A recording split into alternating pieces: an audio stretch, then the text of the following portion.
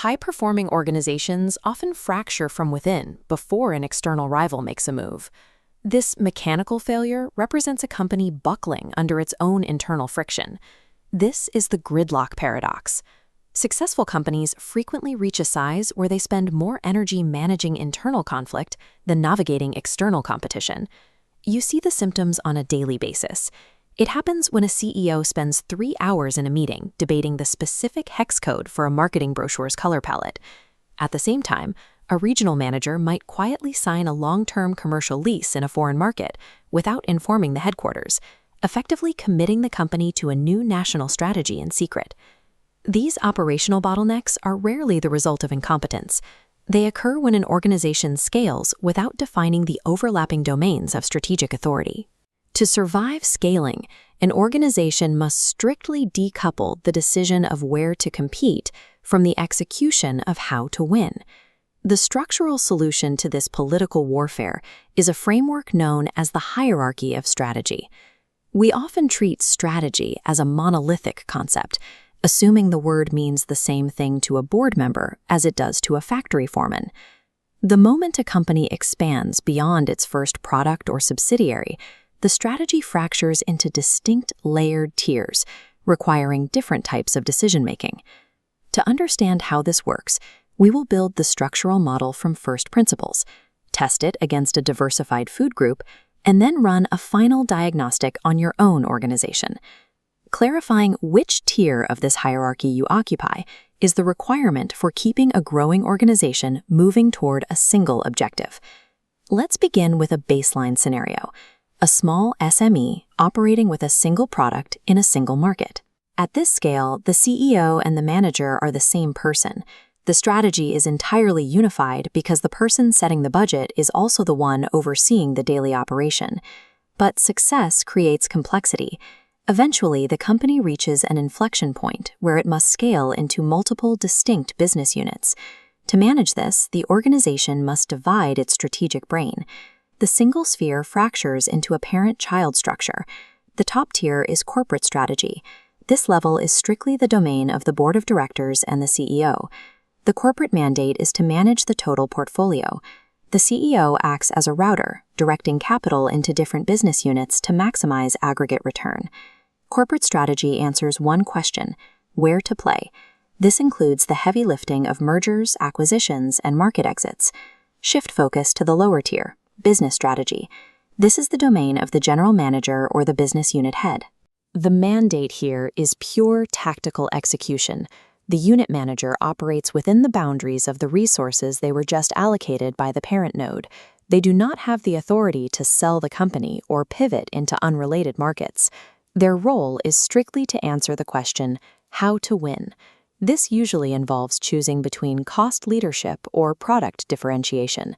Under this rule, corporate acts as the capital router, choosing the battlefield, while business acts as the combatant, fighting the war. To see this model in practice, examine Siam Food Group, managing both a B2B frozen bakery and a B2C chain of specialty coffee shops. These represent two subnodes. Column A is the B2B bakery, which is seeing a trend of rising demand. Column B is the coffee chain, which is facing a descending trend line. The CEO sees a macro shift, shrinking retail coffee margins versus surging bakery demand. They execute corporate strategy, choosing where to play, by retrenching the coffee sector and reallocating capital to buy high-volume industrial ovens for the bakery. By cutting the coffee division, the CEO prioritized the aggregate return of the group. They treated the business unit as a liquid asset, freeing up the capital necessary for the bakery's expansion. Now move down to the business strategy level. The manager of the bakery unit has just received that capital and needs to use it to secure new contracts. This manager is unconcerned with the coffee shop closures.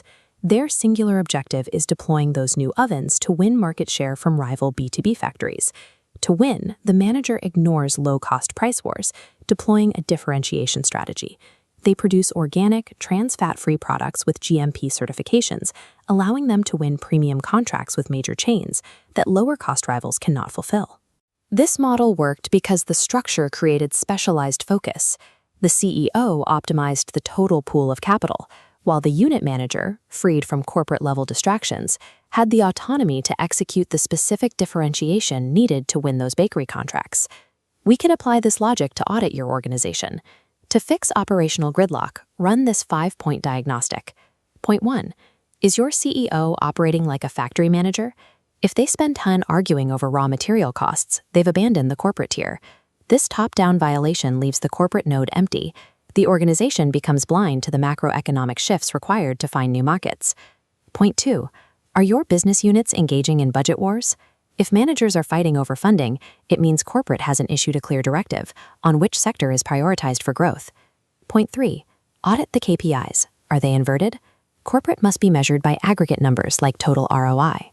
Business units must be measured by localized metrics like market share or unit cost.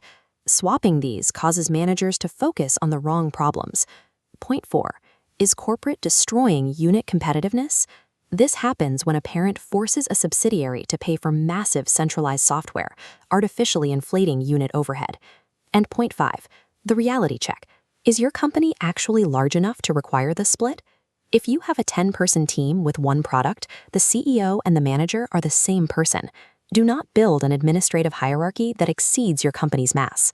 Failing any of these 5 checks indicates that the organization is losing its capital to internal friction rather than to the market. A perfectly aligned organization operates with the precision of a masterclass symphony orchestra. True power is not everyone attempting to play every instrument at once. It is the strict adherence to a specific role. Corporate strategy acts as the conductor. The conductor doesn't touch an instrument. They select the symphony, set the tempo, and choose the venue. Business strategy represents the section leaders. They receive the sheet music and execute the tactical maneuvers required to outplay the competition in the room. But a question remains. Once the business unit manager finalizes their tactical plan, how is it actually built by the frontline workers? This requires us to look at the foundation layer, functional strategy. In our next analysis, we will examine the granular mechanics of functional strategy. We will map how differentiation tactics are translated into daily quotas for marketing, production, and finance. Strategy is only useful when it is systematically dismantled and handed to the front lines to turn theory into operational reality.